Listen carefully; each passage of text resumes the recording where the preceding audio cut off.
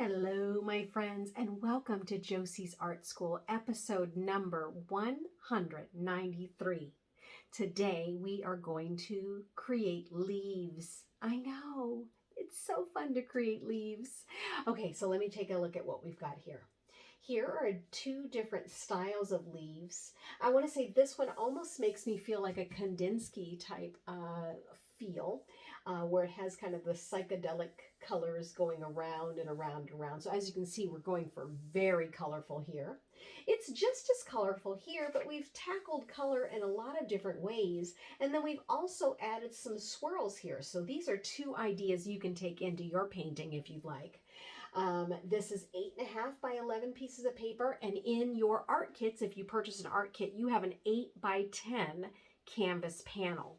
I'm using an 11 by 14 piece of paper so that you can see it on your screen. And as always, let me show you what it is that I am working with. I have watercolor paint, oil pastels, Crayola crayons. All right, let's get started. Now, many of you have done this with me before, and usually I grid my paper, but this time I'm going to do something different. I am going to let an oval dictate where I want to put my leaves and how large I want the leaves to show up on the paper. So let me show you what I'm going to do. I'm actually going to randomly pick 3 places to place ovals. And I'm going to confine my drawing of the leaves within those 3 ovals. Now you can use a circular shape, and you actually can make smaller ovals and make more leaves on your paper. I'm just going to do 3 large leaves, okay? And from here, I'm going to add 3 lines. And I'm doing it in 3 different ways. Again, challenging myself to come up with 3 different ways to create leaves. And I love it because if you've ever gone on a nature walk, you see that leaves come in all shapes and sizes. So with leaf number 1, I'm just going to add a couple of lines, what we might call the veins of the leaf. And then I'm going to take my Sharpie, you can use a pencil obviously, and I'm going to just let the line bounce around the vein. And look at, just like that, I have created a leaf. Now, if I want that little stem where you can hold it, then I will create a triangle at the bottom there. And then from there, once I'm finished, I can just erase the line for my oval that I made with a pencil. So you see what I'm doing here? I'm not being so defined by the oval that I must use every space in there, but I'm confining myself so I can see how creative that I'm going to be when I create these leaves. All right, I want you to try to do the same. Here is another leaf that I'm going to try. I'm actually going to try to make the famous Canadian maple leaf. So here's what I'm going to do. I'm going to make large lines and small lines. And again, I'm then going to confine myself to just this area. All right, so when you think about a maple leaf, this is pretty close to what a maple leaf looks like right here. So I'm going to make a bouncing line. It's going to go a little bit different. You see how it's a little bit smaller. Let's see if I'm going to be able to do it, you guys. So I'm trying to make it. So I'm going to go. Is it going to work, you guys? Oh, I think I bounced it in the wrong way. It should be going this way. Oh my goodness, there we go. All right, it's a little bit better. But as you can see, I didn't quite make the shape of a leaf. Oh my gosh. I probably need to come out a little bit more here and a little bit more over there. What should I do, you guys? Should I just look like it's been tattered and torn? I think I'm going to leave it the way it is. But you can practice on your own, of course, and of course you have the beauty of an eraser. So erase it and make it the way you want it to make. Probably the bigger thing is if you're using a pencil and as you create it, pick it up and put it in front of you, the piece of paper, where you're facing it as if it were sitting on a wall. And that way you can really see where the shape is going and adjust it as needed, right? But I really committed to that, didn't I? All right, so let's do another one. I think I'm going to do one that's more circular down here. So again, I'm going to make the vein. Now you don't necessarily have to make the veins of the leaf, but look at that. Even as I put the vein in, you know what I'm noticing? This oval actually works perfect as the leaf. So I actually think I'm going to leave the oval as is. And that, my friends, is how you let the lines inspire you, right? All right, so those are my 3 shapes. Now, as you can see, I could add a leaf here, and I could add a leaf here and a leaf here. I could also encourage you to turn this paper around, right? So here I am. I could take it and I put it this way, or I could even put it upside down and create a different leaf going in another direction. So then you'd have that movement of the line on your paper, right? All right, so these are my 3 main leaves, and from here I'm going to start to add in color. Now, the quickest way to fill it with color, of course, is to use my watercolor paints, which I will do. Now, I have done this type of painting assignment before in a lot of different ways.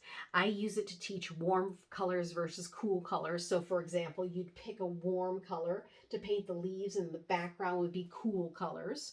Or you would make it all the same, all either a warm color family or a cool color family. You can decide to do whatever you like. And for those of you that purchased the art kit that has this inside, you have a color wheel inside as well that explains how to decide warm versus cool colors, okay? So go ahead and use that if you have that handy. All right, I'm going to go ahead and start painting, and I think I'm going to paint using just my cool colors.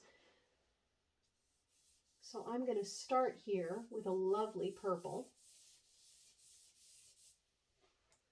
And I'm actually going to do a combination of the purple and the blue. Look at already, it's really bringing that to life, isn't it? Now you can choose to watch and do the similar color choices that I am, or you can come up with your own ideas. Remember, this is your creation. You can create it however you like. Now I'm just adding in some oil pastel just to give it a little bit of texture. Okay. And let's see, I think the next one, I'm going to go a little warmer, the next leaf.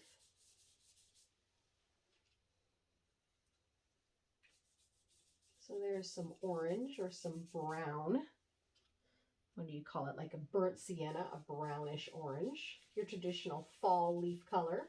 This is more of a whimsical color here. I have not seen blue leaves, but I won't say there's none. All right, I'm going to add a little bit of red here. Oh, that didn't work. There we go. And then for this last one, I'm actually going to see if I can surprise you with the color that I pick. Oh, it's pretty faint. I'm choosing a pink, but I share these watercolor paints with my students, so pink is pretty much a donezo, as you can see. But we're going to give it a little bit of a shot. All right, so as I paint this in, as you can see, I can still see my pencil lines. Now, I don't necessarily have to erase them because I'm going to paint over it, but you can feel free to erase your pencil lines if you like. All right, so now from here, I'm going to go along with this pattern of overlapping the colors all around. So for example, first I'm going to go around my painting, or the paintings of my leaves with red. Right? So at first, what you'll find is they're not touching each other, and you're just simply putting an outline there.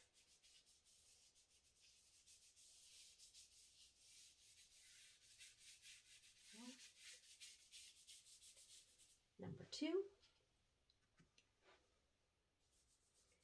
We don't really get the benefit where I live in Arizona of seeing leaves turn. We have to go up north to find that. But I have lived in places where leaves turn. I've lived in Michigan, and I've lived in Colorado, and I've lived in Virginia, and I've actually also lived in Europe, so I have plenty of experience with changing colors of leaves. All right, so from there, I'm going to then pick, let's see, an orange and go around the same way. And you could feel free actually do the same type of thing with markers,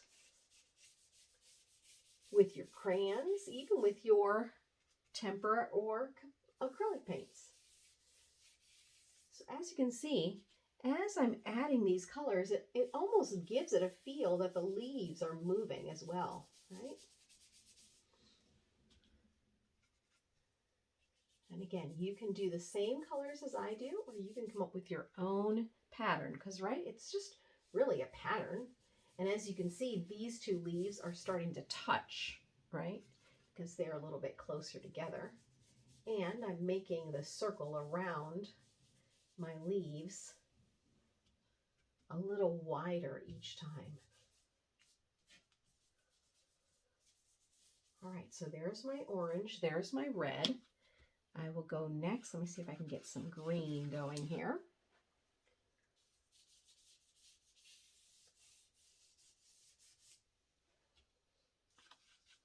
And as you can see, they're now starting to touch a little bit more. So that means I could probably almost like go around in one brush stroke. Have you ever tried to peel an orange with one peel, or a hard-boiled egg? Oops, I got the wrong color there. Or an apple? Yeah, it's kind of fun to try, isn't it? All right, there we go. We're getting closer. Let's go in the middle there. So I probably then should just leave a little space right here and go with a blue. What do you think? Okay, so I'm adding my blue in.